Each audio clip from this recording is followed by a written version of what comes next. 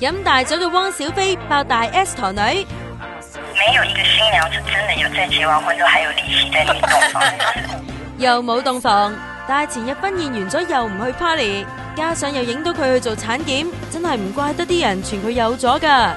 可能佢拍個胎小氣唔認啦，但老公汪小菲就喺婚宴度漏口風，喺台上祝酒嗰陣話：為我們兩個許願，也為我們的女兒許願。哇，仲知道係女添啦。不過小菲尋日就話冇咁嘅事，飲大咗啫。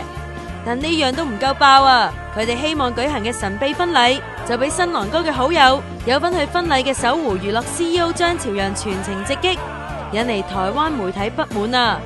佢兩夫婦尋日就發律師信俾張朝陽，要求對方公開道歉。我們重點主要是針對這一個張朝陽先生哦，他之前沒有經過授權，然後呢私底下就請一位他們